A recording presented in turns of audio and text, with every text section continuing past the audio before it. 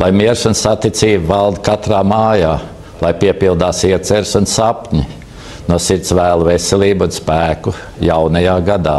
Pirmkārt, es teiktu tā, tie teksti ir diezgan salīdzinoši labi un pareizi priekš jaunā gada uzrakstīti teksti, bet tas, ko mēs redzam, kad ir Andris Bērziņš lasa. Tad, kad notiek lasīšanas process, mums pilnībā mainās uzsvaru likšana, mēs aizmirstam par dabisku komunikāciju ar savu klausītāju, mēs faktiski neredzam par to cilvēku, kas to ir uzrakstījis, mēs vienkārši lasam un esam ieciklējušies, lai mēs pareizi izlasītu. Tad pirmais punkts, no kā mums vajadzētu izvairīties, no kā mums jātiek ir galā, lasīšana. Mums jātiek prom no lasītā teksta, jo tādā veidā mēs varēsim panākt daudz draudzīgāku un daudz personiskāku iesaisti vai attieksmi.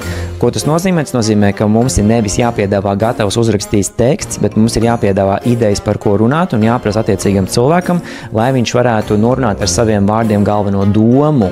Mēs nepieķeramies vārdiem, mēs pieķeramies domai un idejai. Un tas nekas, mēs varēsim veselu dienu filmēt ar to cilvēku, tikmēr, kamēr mums viens no šiem 250 mēģinājumiem sanāks. Un viņš sanāks dzīvīgi, viņš sanāks forši, viņš radīs pareizo tēlu tādam, kādam vajadzētu būt latviešu prezidentam, vai ne?